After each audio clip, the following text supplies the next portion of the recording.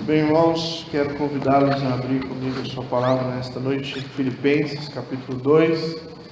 Nós vamos fazer a leitura do verso 12 ao verso 18. A palavra do Senhor Deus diz assim: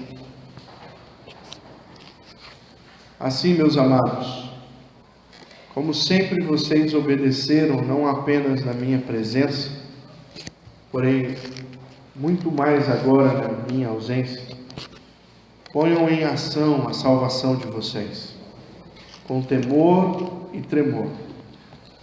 Pois é Deus quem efetua em vocês tanto o querer quanto o realizar, de acordo com a boa vontade dele.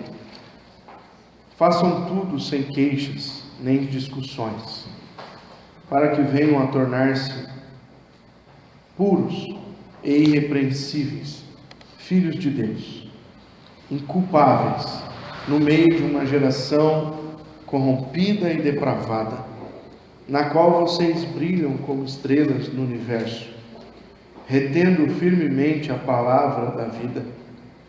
Assim, no dia de Cristo, eu me orgulharei de não ter me esforçado inutilmente. Contudo, mesmo que eu esteja sendo derramado como oferta de bebida sobre o serviço que provém da fé que vocês têm, o sacrifício que oferecem a Deus, estou alegre e me regozijo com todos vocês. Estejam vocês também alegres e regozijem-se comigo. Amém. Vamos orar mais uma vez, pedir a bênção do Senhor sobre a sua palavra nesta noite.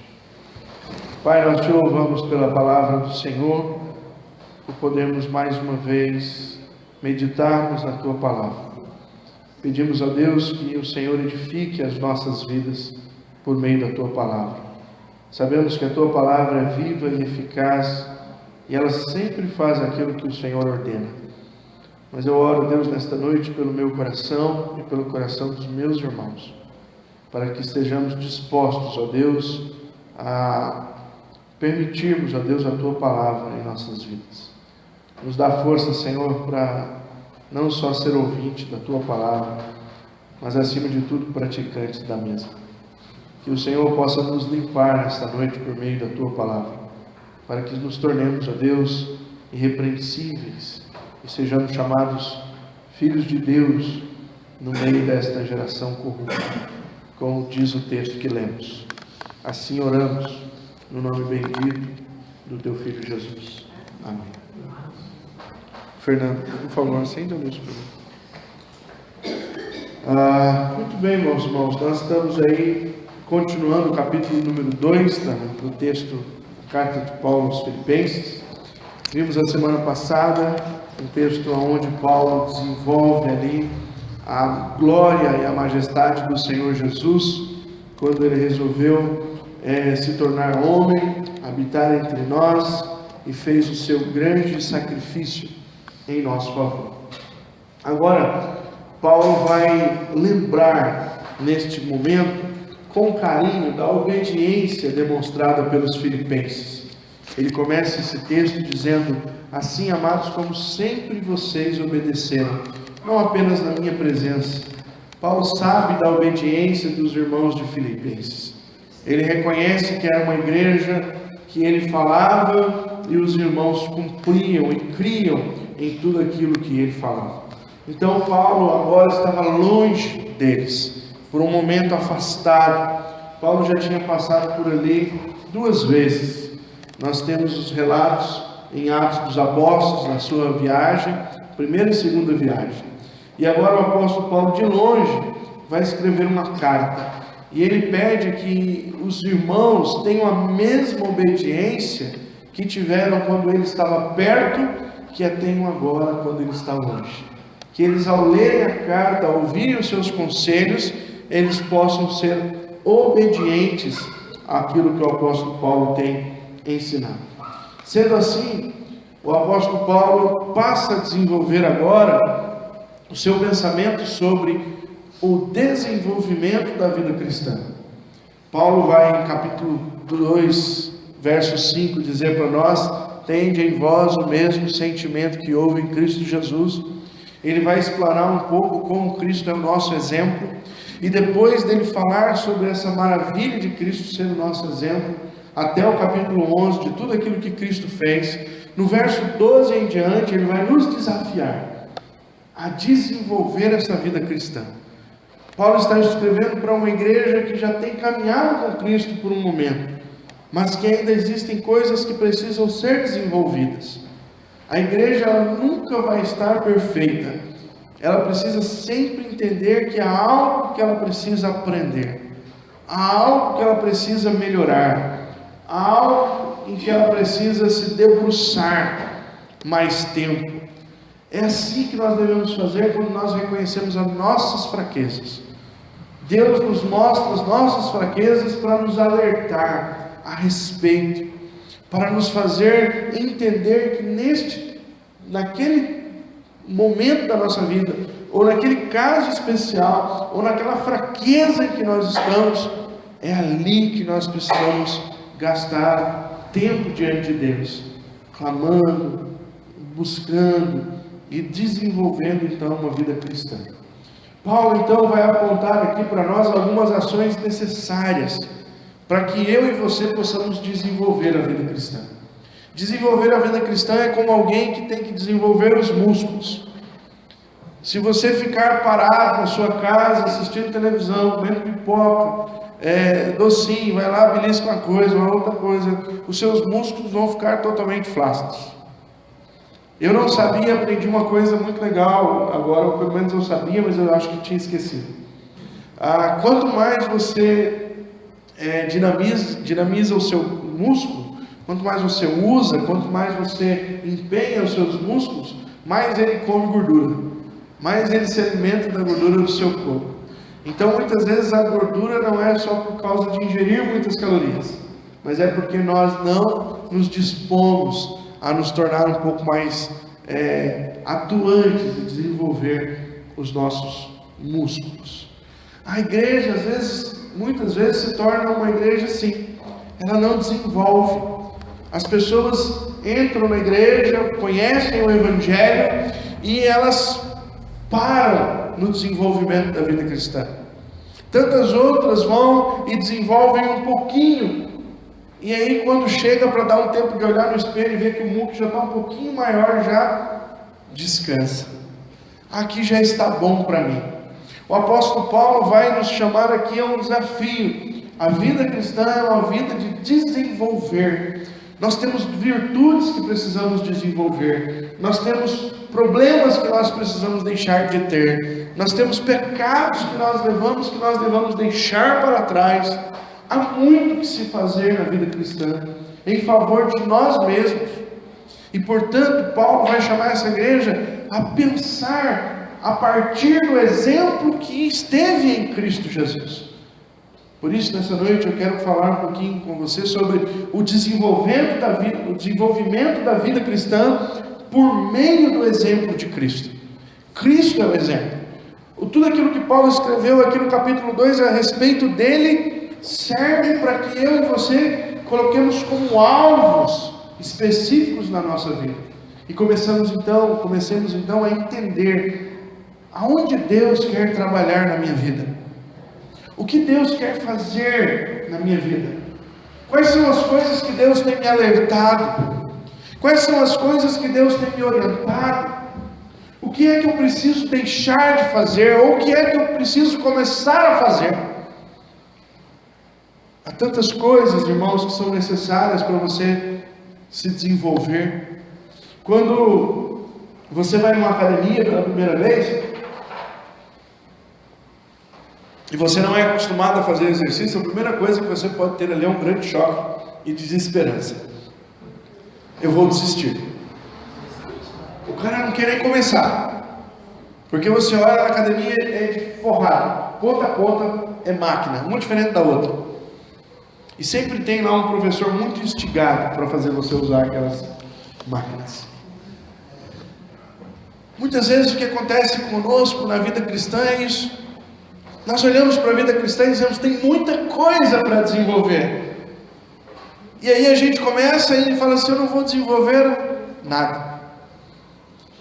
Se você for conversar com alguém que vai ajudar você a iniciar um projeto de musculação ou de desenvolver a sua vida física, a primeira coisa que ele vai dizer para você é: vá devagar.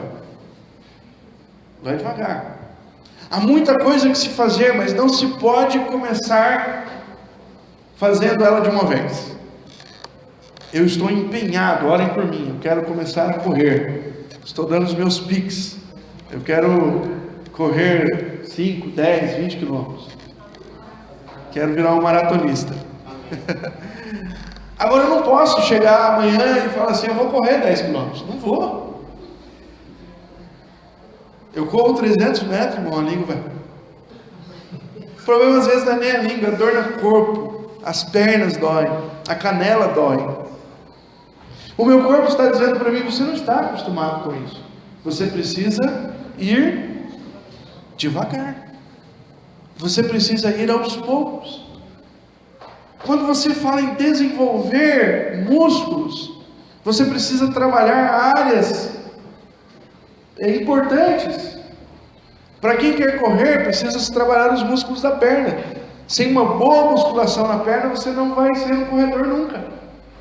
Você vai ter problemas, você vai ter cãibra, você vai ter dor na perna, você vai cair no chão estirado, que nem um cara que caiu de bicicleta. Eu não quero dizer quem é, está entre nós. Nós precisamos tomar cuidado naquilo que nós estamos fazendo para o bem da nossa saúde, mas não podemos parar de fazer. Quando você pensa na sua vida espiritual, olha para você hoje. Como é que você está espiritualmente? Quais são as ações da sua vida que você precisa desenvolver? Voltando a metáfora com a academia ou com a corrida, eu não preciso só fazer musculação, eu não preciso só fazer exercício, eu preciso deixar alguns costumes ruins para trás. Por exemplo, uma má alimentação.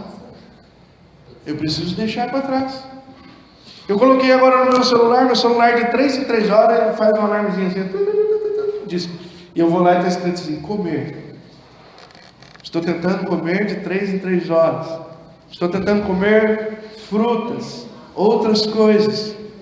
Estou tentando olhar de longe doces, açúcar e tudo isso. É preciso ter uma postura de dizer: eu quero uma mudança. Eu quero fazer diferente do que eu tenho feito. Na vida espiritual, a mesma coisa. Olha para a tua vida espiritual, o que você tem feito com ela? Quais são as coisas que você tem que abandonar? Quais são as coisas que você precisa assumir? Se você não abandonar algumas coisas e assumir outras, adivinha, você vai ficar do mesmo jeito, ou você vai piorar. Essa é a ação da vida de alguém que não está interessada em desenvolver-se, seja no lado físico, ou seja no lado espiritual. Então o apóstolo Paulo fala para esta igreja: igreja, vocês precisam de um desenvolvimento na vida cristã de vocês, por meio do exemplo que está aí em Cristo Jesus. E a primeira coisa que o apóstolo Paulo vai dizer para esse povo: desenvolvam a vossa salvação. Está no versículo 12 e 13. Desenvolvam a vossa salvação. A pergunta que nós precisamos pensar aqui é: o que é desenvolver a salvação? Primeira coisa que nós já sabemos: desenvolver salvação não é fazer com que você ganhe a salvação por mérito. Nós sabemos disso. É impossível ser salvo por mérito. É impossível alguém alcançar a glória de Deus e a presença de Deus pelas coisas boas que faz. Então o que o apóstolo Paulo está querendo dizer quando ele diz: desenvolvam a vossa salvação? Há certamente aqui uma ideia do apóstolo Paulo dizendo para nós que esse desenvolver a salvação não é viver para ser salvo, mas é viver como um salvo. Desenvolver a salvação é alguém que assumiu uma postura de uma nova vida por meio de Cristo Jesus. Eu não vivo mais querendo alcançar a salvação. Agora eu vivo porque eu alcancei, ou melhor, Cristo me deu pela fé. Eu não posso ser salvo pelo que faço, mas eu já fui salvo por aquilo que Cristo fez por mim na cruz do Calvário. Eu criei. A Bíblia diz que é isso. Nós somos salvos pela graça. Isso não vem de vós, é dom de Deus. Mas é importante que eu creia nesse sacrifício. E porque eu creio nesse sacrifício, a vida de Jesus, o exemplo de Jesus na minha vida, me faz viver agora como alguém que já passou pela experiência da salvação. Desenvolver a salvação, então, é viver como um salvo. O apóstolo Paulo acrescenta duas palavras nesse texto. Ele diz: desenvolva a vossa salvação, alcance a vossa salvação com temor e tremor. É interessante porque essa palavra descrita no grego, ela significa ansiedade nervosa e trêmula de fazer o que é correto. O cristão, a partir do momento da sua salvação, ele tem uma aptidão, um desejo, um anseio de fazer aquilo que é correto, ao ponto dessa ansiedade se tornar nervosa e trêmula. Eu quero fazer, eu desejo fazer, eu não quero ir pelo caminho das coisas erradas, eu quero abandonar as coisas erradas, eu quero trilhar pelo caminho das coisas corretas. O homem, a partir do momento em que aceita Cristo, tem a sua mente renovada. Há novas expectativas, há novos sonhos, há novos alvos e há uma nova ética. Não vou fazer porque eu sei que eu não devo fazer. Não vou agir desta maneira porque eu não quero agir desta maneira. Sendo assim, podemos então definir que esse primeiro elemento que o apóstolo Paulo demonstra aqui, dizendo: desenvolva a vossa salvação com temor e tremor, é: leve até o fim a sua salvação com uma ansiedade trêmula de fazer o que é correto. Não pare no meio do caminho. Não se assuste com os desafios. Não se sinta amedrontado quando você vê que é muita coisa para tratar na sua vida. Encare os desafios e paulatinamente, um por um, assuma o desenvolvimento da sua salvação. Hoje, olhando para a minha vida, o que é que Deus tem pedido de mim? Quais são as coisas que eu preciso abandonar? Quais são as outras coisas que eu preciso alcançar? Quais são os elementos que Deus tem mostrado que são importantes para a minha vida espiritual, que eu não posso deixar de lado? Um outro elemento muito importante é que, ao mesmo tempo que o apóstolo Paulo diz que eu e você devemos fazer isso, devemos desenvolver a nossa salvação, o apóstolo Paulo, no capítulo 12, no 13, ele diz que essa ação está em nós. No versículo 12, aliás, ele diz: olha, meus amados, não apenas na minha presença, porém agora na minha ausência, ponham em ação a salvação de vocês. Há uma ação e essa ação é minha. Eu preciso levantar e ir à academia para fazer exercício. A academia não vai dar a mim. Eu preciso assumir uma postura de deixar algumas coisas que fazem mal. Porque se eu não deixar, elas estão ao meu redor. A mesma coisa na vida espiritual. Paulo diz: é você que vai fazer. No versículo 12. Mas aí no versículo 13, Ele vai dizer uma verdade para mim e para você muito especial. Pois é Deus quem efetua em vós tanto o querer como o efetuar, ou o realizar, de acordo com a vontade dele. Vocês lembram que o apóstolo Pedro certa vez escreveu dizendo que o apóstolo Paulo fala algumas coisas que às vezes é difícil de entender? Parece que a primeira visão, este é um texto. No versículo 12 está dizendo, haja, faça, assuma uma postura. No versículo 13 está, mas é Deus quem efetua. Se você não parar para pensar um pouco no que Paulo está querendo dizer, você diz, esse cara ficou doido. Ou eu que faço, ou é Deus que faz. E agora? Paulo está nos levando a entender uma parceria, irmãos.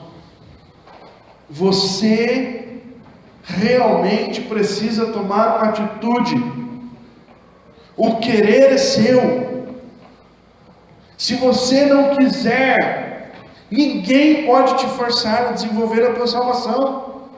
Ninguém pode te forçar você a desenvolver a sua vida cristã.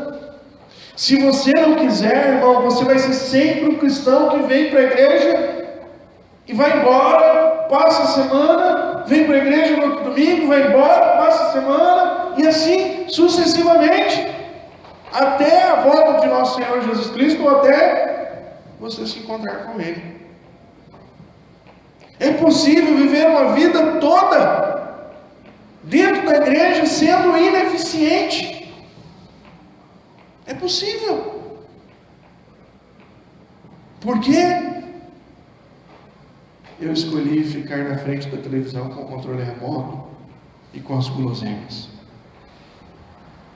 Já está bom. Eu já estou salvo, pastor. O que mais resta nesta vida? Só cantar glória a Deus e aleluia. E o apóstolo Paulo está chamando a atenção dessa igreja. Não é assim. Vocês precisam desenvolver a vida cristã. A vida cristã é muito mais do que participar de cultos. A vida cristã é muito mais do que celebrar a Santa Ceia. A vida cristã é muito mais do que cantar hinos e se emocionar. A vida cristã é mais do que isso. Por isso o apóstolo Paulo vai dizer, é Deus quem efetua em vós. E aqui tem um princípio, irmãos. Você precisa estar todos os dias rendendo a sua vida ao Senhor Jesus. Nós achamos que render a vida ao Senhor Jesus é no dia que a gente levantou a mão, aceitou Jesus e pronto. Não! Todos os dias você precisa morrer para si mesmo. Todos os dias você precisa reconhecer o senhorio de Jesus na sua vida. Todos os dias você tem que chegar diante dele e dizer, me ajuda. Todos os dias você tem que cantar esse hino, eu preciso de ti. Todos os dias eu tenho que encarar as mazelas da minha vida e jogar aos pés de Cristo. Reconhecer as minhas fraquezas, lutar contra elas, não me entregar. E olhar para o reino de Deus e dizer, quais são as virtudes que eu tenho que assumir para a minha vida? Quais são as coisas que eu preciso fazer que são diferentes? E que eu não estou fazendo?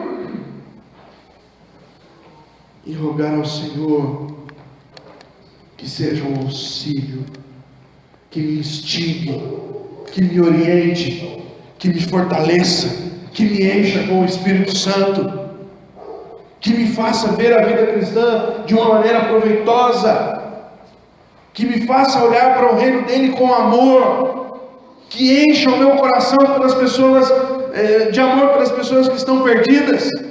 A vida cristã é muito mais produtiva do que nós estamos vivendo, irmãos. Por que o apóstolo Paulo diz, é Ele que faz em vocês? Porque para desenvolver a nossa salvação até o fim, nós precisamos estar ligados a Cristo Jesus. E esse ligados a Cristo Jesus, irmão, não é uma mera relação religiosa. Por favor, não é. Não é. Não é teu nome no hall de uma igreja. Não é. Nós criticamos os católicos que dizem que só há salvação na igreja católica. Mas às vezes a gente acha que o nosso nome está no hall de membro da igreja evangélica já é bom, já está feliz, tranquilo. Jesus não vai vir olhar nenhum hall de membros, nem católico, nem protestante. Ele vem chamar aqueles que andam com Ele. João capítulo 15, versículo 4. Permaneçam em mim e eu permanecerei em vocês. Nenhum ramo pode dar fruto por si mesmo. Se não permanecer na videira, vocês também não podem dar fruto, se não permanecerem em mim. A pergunta que nós precisamos fazer para nosso coração é: até que ponto Deus tem prioridade na minha vida? Até que ponto eu estou entregue ao Senhor? Quais são as áreas que ainda eu tenho negligenciado na minha vida com Cristo? Quais são as coisas da minha vida que eu ainda me sinto dono e não permiti que o Senhor reine de fato? Se você permanecer nele, Ele permanece em você. E o objetivo disso, e as pessoas vão ver isso, porque haverá fruto na sua vida, haverá desenvolvimento da sua vida cristã. Primeira coisa que nós vemos então é: desenvolvam a vossa salvação. Segundo aspecto que o apóstolo Paulo escreve a essa igreja é: desenvolvam a maturidade cristã. Irmãos, a igreja evangélica brasileira tem sofrido muito, porque os cristãos são imaturos. São pessoas que não sabem lidar com situações da sua vida. São pessoas que não sabem lidar com situações dentro da sua casa. Maridos que não sabem ser maridos, esposas que não sabem ser esposas, filhos que não sabem ser filhos. Pessoas que não deixam que Cristo realmente reine em todo aspecto da sua vida. Maturidade é fruto da sabedoria. Nós adquirimos sabedoria na vida cristã através de uma intimidade com Deus. Ninguém é sábio se não estiver na fonte da sabedoria. Só Deus é dono da sabedoria. Tiago diz: quem quer sabedoria, peça a Deus, que todos dá. Para eu me tornar uma pessoa madura, eu preciso estar em comunhão íntima com o meu Senhor. Maduro, irmão, não quer dizer que tem anos e anos de idade, ou anos e anos de cristianismo. Não é. Paulo está escrevendo para uma igreja relativamente nova, e está pedindo para essa igreja: sejam maduros na relação de vocês.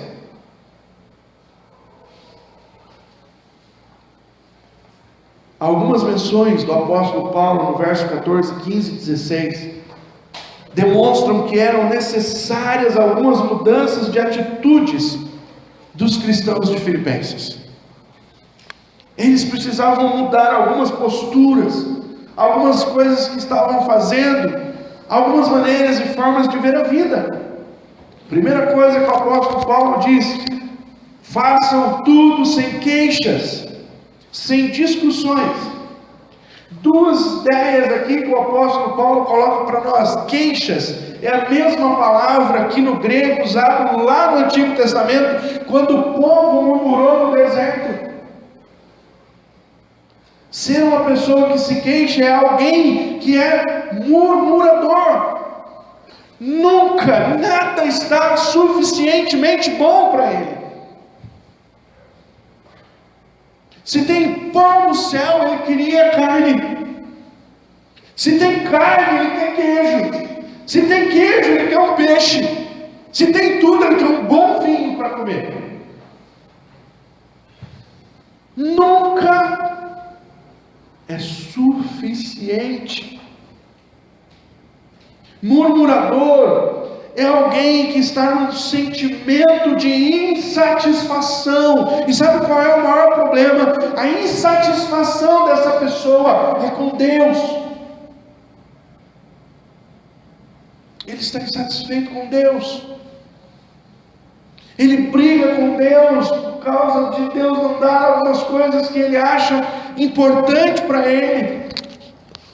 Ele briga com Deus porque lhe falta paz dentro da casa dele, que muitas vezes é proporcionado pelo mau exemplo dele, como um cristão dentro da sua casa, ou uma má ação dele, como marido, ou como esposa, ou como filho, e então ele luta com Deus, ele murmura.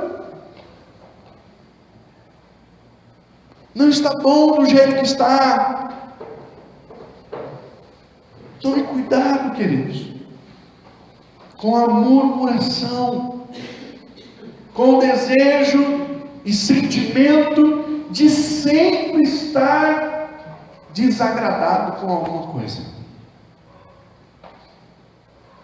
Sempre. Paulo diz também sem discussões. A ideia que o apóstolo Paulo diz a essa igreja aqui é: não tenha disputa, discussão, questionamento cético ou criticismo. O que é? Aquela pessoa que toda hora critica, vê pelo em ovo. Está tudo fluindo bem, ela procura alguma coisa para não estar tão bem assim. E então ela traz um espírito com ela, quando ela consegue romper a unidade do povo de Deus. Porque ela começa a jogar aqui, aí ela vai lá, e ela tumultua. Por quê? Porque o coração dela não está nas mãos do Senhor. Ela é que é dona da vida dela.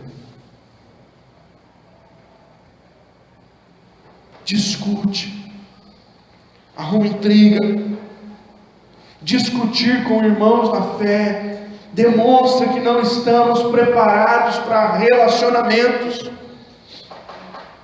Toda discussão no ambiente de fé demonstra que nós não estamos preparados para nos relacionar com ninguém. Se eu brigo com um irmão meu na fé, que eu vejo, vá lá, uma vez por semana, ou 2 vezes por semana, ou que sai lá uma vez em 15 dias, se eu discuto com essa pessoa, se eu brigo com ela, se eu viro a cara com ela, cuidado do seu marido e da sua mulher. Você vê todo dia. Ou do seu pai e da sua mãe, se você for filho. Ou dos seus filhos, se você for pai. Se há problema de relacionamento, de queixa, de murmuração, vou usar uma palavra, de azedume, sabe que é uma pessoa azeda?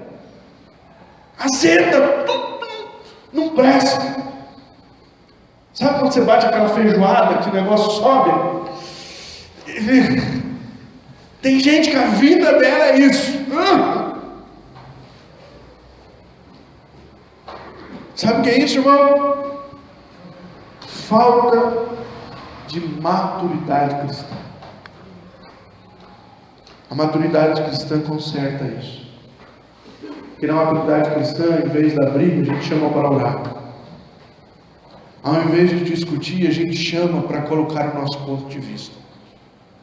Ao invés de ofender, a gente chama para celebrar juntos. E para dizer, será que nós não podemos ir por esse caminho? Paulo diz a essa igreja: olha, vocês precisam desenvolver a maturidade. Irmão, olha na tua vida, querido, se tem murmuração, se tem intriga, se tem desgosto, se você é uma pessoa azeda, cai de joelho diante de Deus. Você precisa de Cristo na sua vida. Você precisa de Jesus transformar o seu coração. é alguma coisa que você não está desenvolvendo. Lembra do músculo? O músculo da maturidade. Talvez você está lá fazendo bastante perna, evangelização, mas os bracinhos não aguentam saco de arroz. Desenvolva a maturidade.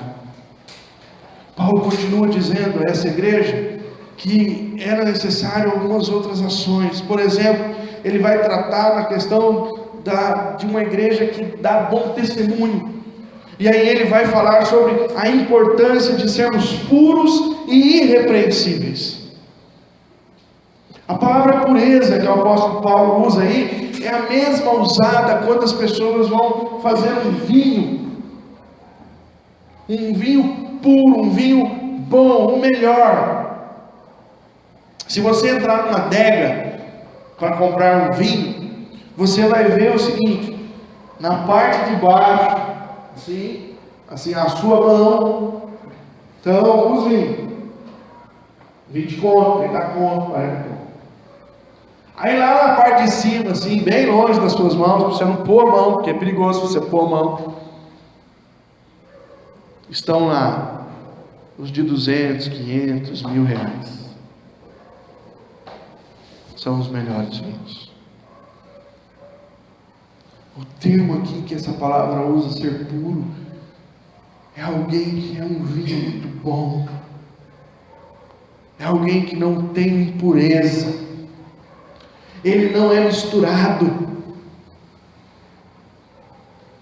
Não é alguma coisa que o cara pegou lá e fez de qualquer jeito e misturou. É pureza. Paulo orienta os crentes à importância de sermos transparentes e sinceros na vida. Irmãos, quantos de nós não ficamos escondendo as coisas, mentimos, enganamos, chega na igreja e dá desculpa esfarrapada, mente na cara dura, não tem coragem de dizer: não, olha, eu não fiz porque eu sou, ora por mim, pastor, porque eu não estou aguentando, eu não aguento mais a minha preguiça, eu não aguento mais a minha safadeza, eu não aguento mais a podridão que está a minha vida. Então a gente fica fingindo, mente. Por que você não veio na igreja? Não vim, pastor, que eu estava cansado. Não estava cansado, porque no dia anterior eu estava na festa até altas horas. Porque se tivesse um convite para ir para uma coisa na carne, corria para lá. Eu não estou vindo, pastor, porque eu estou exausto, porque eu não aguento, eu não estou lendo a Bíblia, eu não oro mais, eu não aguento, a minha vida espiritual está um caco. Eu não tenho mais paixão por Jesus. Eu venho na igreja, não canto os hinos, e o Senhor, como prega, eu fico querendo ir embora.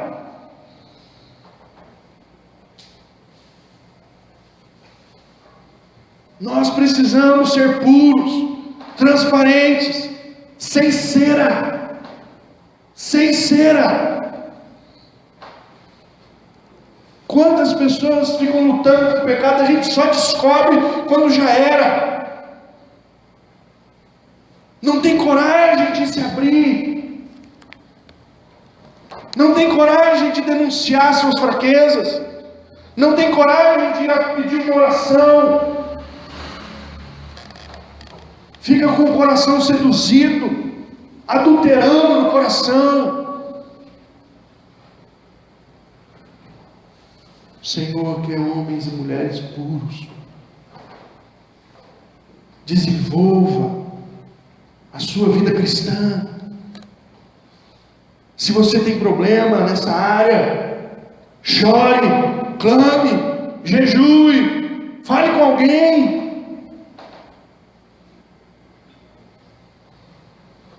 Deus quer homens irrepreensíveis, mulheres irrepreensíveis. Pastor, eu não consigo ser. Se você não conseguisse ser, a palavra de Deus não estava pedindo para você ser.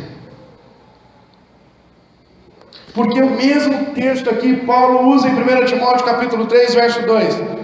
Quando ele diz que o homem de Deus que almeja o episcopado tem que ser irrepreensível, quer dizer o seguinte: eu não posso pegar essa pessoa e levá-lo à frente do tribunal, ele não está devendo nada.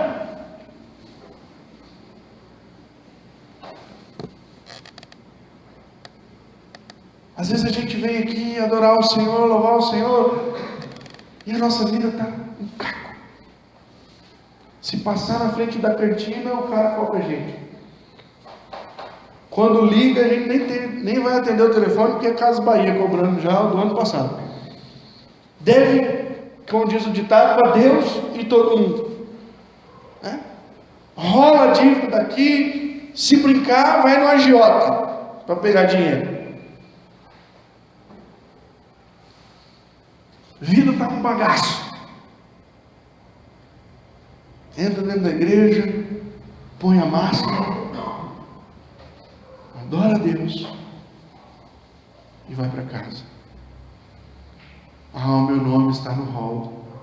O que importa é que eu sou salvo.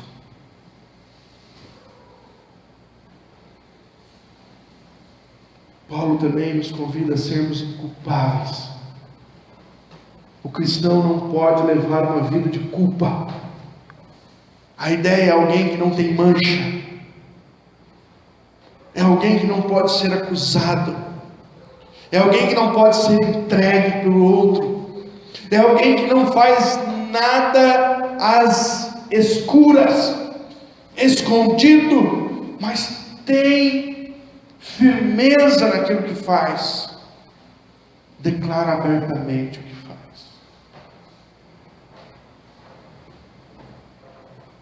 Seja inculpável. Todas essas orações se dão porque Paulo deseja lembrar os filipenses que eles precisam brilhar, ser luz em meio à geração de pessoas mortas que caminham para as trevas, pessoas que caminham sem Deus. Essa semana eu estava vendo uma reportagem daquele jornal lá do Espreme Sai Sangue, lá do Datena, né? Estava passando o programa, acabou, o Datena começou a falar, eu ouvi e me interessei, né? Curiosidade, né? Ele falou sobre 3 crimes passionais, que o homem matou a mulher ou a pessoa que vivia com ele ou que já viveu. 3. Um deles, esse casal que estava separado, o cara tinha um filho com ela, foi na casa dela, pegou ela, saiu com ela com o carro, levou ela no cantão, meteu fogo com ela dentro do carro. Sabe onde eles se conheceram? No ministério de louvor de uma igreja evangélica.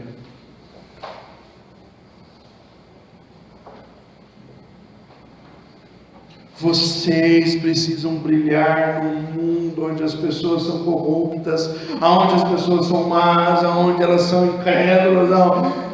Brilhar e não ser pior que ou igual que.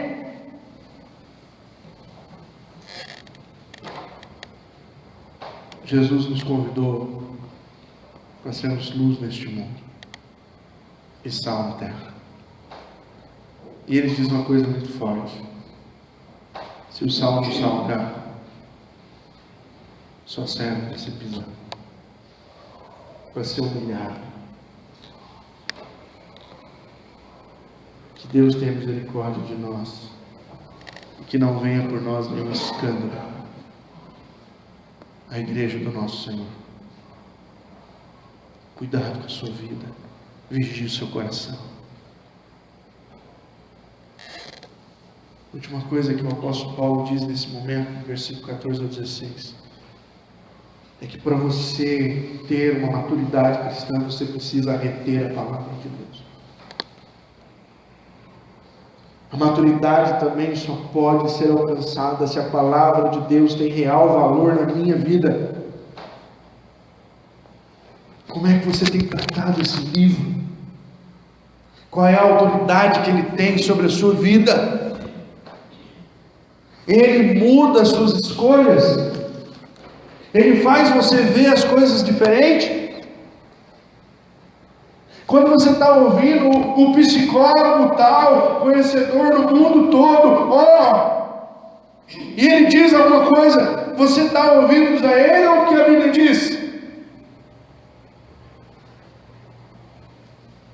Esses dias eu estava conversando com um casal e eles estavam com um problema, não são aqui da igreja, para você não ficar curioso. E eu falar com ela, mas eu estou fazendo terapia, ele está fazendo terapia. Então fica na terapia. Fica com a terapia. Porque se você for julgar lá um conceito e outro conceito aqui, sua vida virá uma bagunça.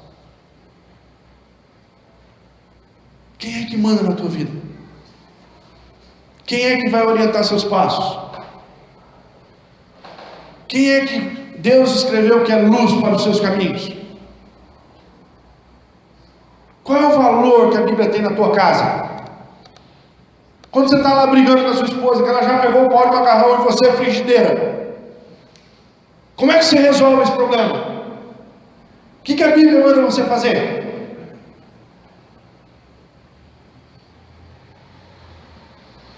Às vezes, irmão, a Bíblia está só na nossa casa. Está lá. Mas não está de fato na nossa vida. Não está. Eu estou ensinando os meninos aqui quinta-feira a namorar. Eu disse para eles, se vocês forem namorar, como eu estou ensinando, vocês têm que ser macho. Para namorar do jeito que eu estou ensinando.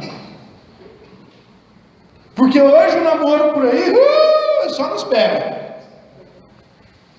Agora, como é que você quer namorar?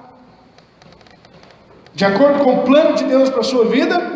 E eu tenho ensinado para eles. Vocês querem namorada? Eu não estou aqui para resolver o problema. Vocês têm que ter esposa. A Bíblia não diz que a gente tem que ter namorado, diz que a gente tem que ter esposa. Se vai namorar, é para casar. Aí o camarada já com 14 anos começa a catar as menininhas. Eu falei, não, eu quero namorar. Namora uma, duas, meia dúzia. Quando dá 18 anos, sabe onde ele está? Na rua. Ele não está na igreja.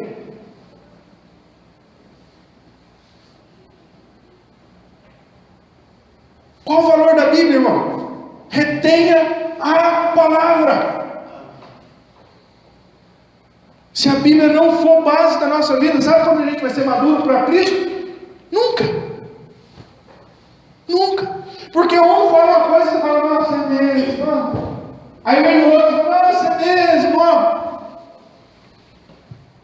E você fica igual a palavra diz,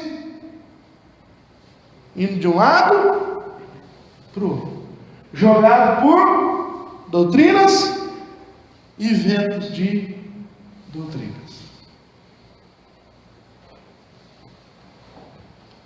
Retenha a palavra. Maturidade só vem com alguém que conhece, ama a palavra e é baseado nela. Quem manda na minha casa, na minha vida é a palavra. Eu vou criar meus filhos segundo a palavra. Eu vou levar meu casamento segundo a palavra. Eu vou ser um filho segundo a palavra. E por último, Paulo vai dizer para nós, desenvolvam a alegria cristã. Queridos irmãos, como eu tenho visto ultimamente crente chato e triste. Crente chato. A vida é um peso para ele. Tudo para ele. Ai, ó céu, ó vida, ó azar. Pastor, o senhor não sabe o que aconteceu essa semana. Tem uns irmãos quando ligam para mim. Conta, irmão. Só desgraça. Como diz o outro, é só miséria. Não tem alegria. Ai, pastor, eu vou ter alegria no problema. Irmão, Paulo está preso. E ele está dizendo para essa igreja o seguinte: eu acho que vão cortar meu pescoço e vão me jogar o sangue como libação, como oferta, aquilo que eu fiz no meio de vocês e no trabalho que vocês estão fazendo. E eu me alegro. Por isso, será que eu posso falar menos do que esse homem falou? Pastor, mas eu estou com problema. Irmão, você vai ter problema hoje, amanhã, segunda-feira, quarta. Neste mundo tereis, mas se a alegria de Deus não produzir em você ânimo para viver essa vida, faz uma oração, irmão. Joelho na sua casa, chega lá, fala: Jesus, me leva. Me leva. Resolve os problemas. Porque se ficar aqui, resolve esse problema, sabe o que vai acontecer depois? Mais para frente, vem outro. E outro.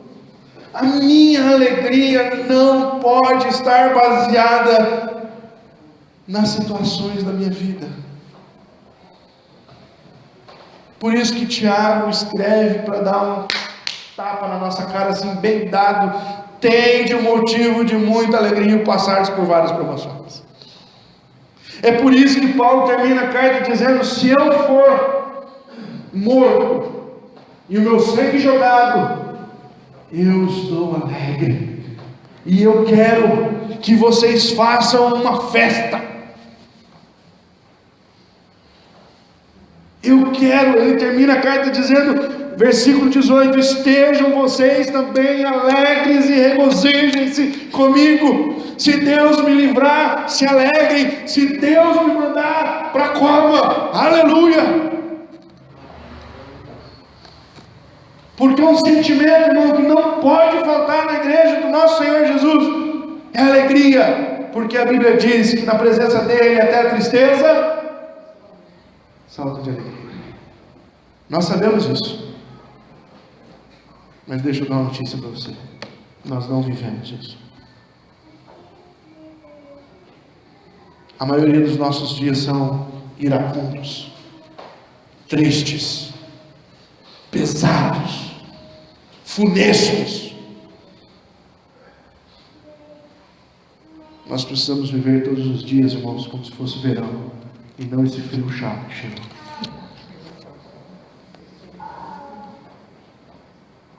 Irradiantes. As pessoas estão lendo a nossa vida. Nós estamos brilhando no meio de um povo corrupto. O que eles estão vendo de nós? Quando você passa na rua, o que eles falam? Vai aquela irmã chata. Lá vem aquele irmão xarope. É crente, só podia ser crente. Tem crente que põe a Bíblia do braço, todo respeito, e faz cara de santo. Não ri. Faz cara de vaca, como diz o outro. Pesado. Pastor, eu não tenho alegria. Deus é que opera em vós o querer como? Pastor, eu sou uma pessoa azeda, iracunda. Deus que opera em vós tanto o querer. Joelho no chão, irmão. Ora, Senhor, dá alegria. O salmista orou, Davi orou num momento muito difícil da sua vida, dizendo: Senhor, restaura em mim a alegria da salvação. Não deixa a igreja ser peso, irmão. A igreja é motivo de alegria. Não deixa nada na vida relacionado a Jesus ser peso, porque a vida com Jesus é motivo de grande alegria. Amém? Quero terminar dizendo o seguinte: 3 perguntas para você. Como é que você tem desenvolvido a sua vida cristã? Você já pensou nisso? Quais são as coisas que você precisa ainda rever, que hoje, nessa palavra que eu ministrei, você perceber? que você precisa rever. Deus é que opera em vós tanto querer como realizar. Entre